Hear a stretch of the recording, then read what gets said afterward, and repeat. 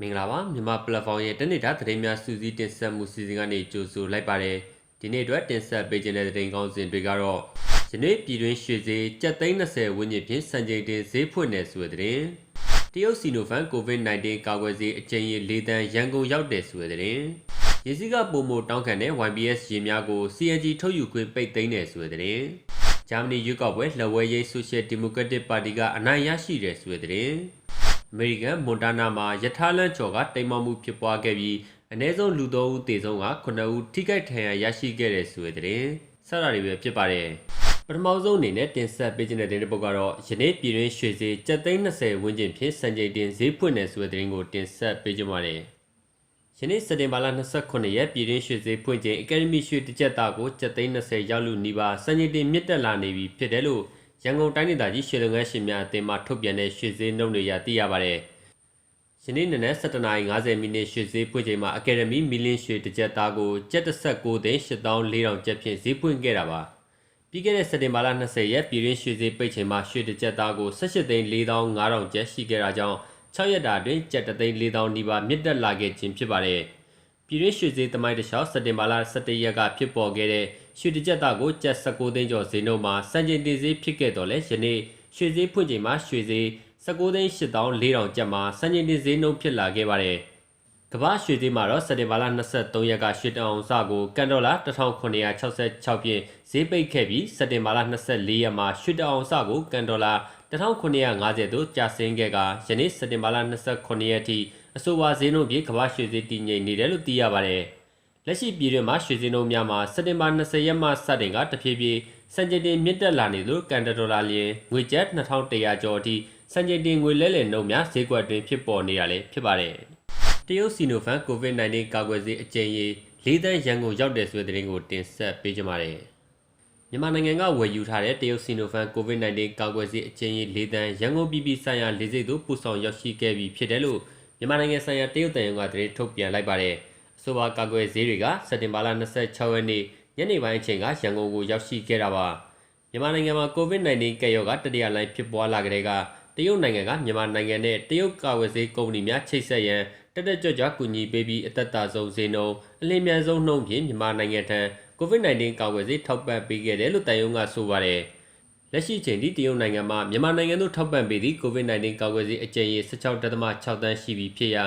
၎င်းတို့နက်3.9 တန်းသည်တရုတ်နိုင်ငံမှမြန်မာနိုင်ငံသို့လှူဒန်းပေးရခြင်းဖြစ်ပြီး12.8 တန်းသည်မြန်မာနိုင်ငံမှဝယ်ယူခဲ့တာလည်းဖြစ်ပါတယ်။ရင်းစည်းကပုံမတောင်းခံတဲ့ YBS ရေများကို CNG ထုတ်ယူခွင့်ပိတ်သိမ်းမယ်ဆိုတဲ့သတင်းကိုတင်ဆက်ပေးကြပါမယ်။ရန်ကုန်တိုင်းတွင်ပြည့်စွဲလျက်ရှိတဲ့ YBS ရေလိုင်းတွေမှာရင်းစည်းကပုံမတောင်းခံတဲ့ YBS ရေတွေကို CNG ထုတ်ယူခွင့်ပိတ်သိမ်းမှာဖြစ်တယ်လို့ရန်ကုန်တိုင်းဒေသကြီးပုဂ္ဂလိကတည်ယူပို့ဆောင်ရေးကြီးကြပ်မှုကော်မတီထံကသိရပါတယ်။ရခိုင်ကရင်းစည်းကပုံမတောင်းခံပါကဒဏ်ကြေး3000ကျပ်သတ်မှတ်ပြီးရင်မောင်းကိုရင်မောင်းခွင့်တစ်လပိတ်သိမ်းရေးယူတဲ့စနစ်ကိုကျင့်သုံးခဲ့တာပါ။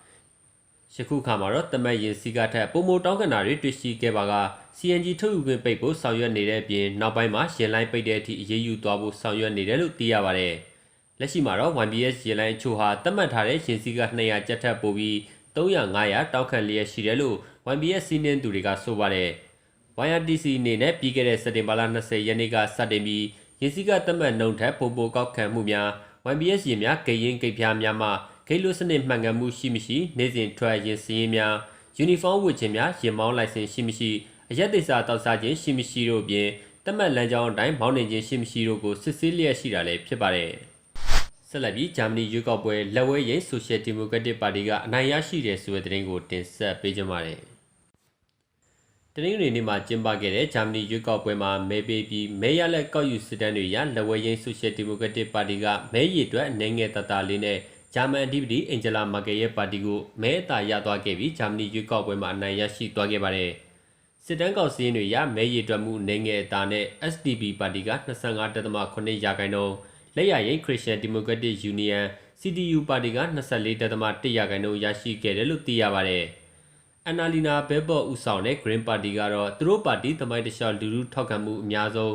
မဲရလက်ရခဲ့ပြီးရွေးကောက်ပွဲမဲရည်အတွက်14.8ရာခိုင်နှုန်းနဲ့တတိယမှာရပ်တည်နေခဲ့တယ်လို့ဆိုပါတယ်။လက်ဝဲရေးဆိုရှယ်ဒီမိုကရက်တစ်ပါတီ SDP ပါတီကိုဦးဆောင်တဲ့အိုရှိုက သူ့ရဲ့ပါတီဥဆောင်မှုအတွက်ရှင်းရှင်းလင်းလင်းလုပ်ပိုင်ခွင့်အခွင့်အာဏာတွေရှိတဲ့ဆိုတဲ့အကြောင်းစောပိုင်းကပြောကြားခဲ့ပါတယ်။ရွေးကောက်ပွဲမဲထည့်ဝင်ခြင်းစောပိုင်းမှာမြည်သည့်ပါတီကဥဆောင်နိုင်ရလိမ့်မလဲဆိုတာကွက်ကွက်ပြပြခံမှန်းလို့မရသေးတဲ့ရလဒ်တွေရရှိခဲ့ပြီးမသေးခွဲသေးတဲ့ခြေအနေမှာညွန့်ပေါင်းအစိုးရဖွဲ့နိုင်ဖို့ရှိတယ်လို့လည်းခံမှန်းထားကြပါတယ်။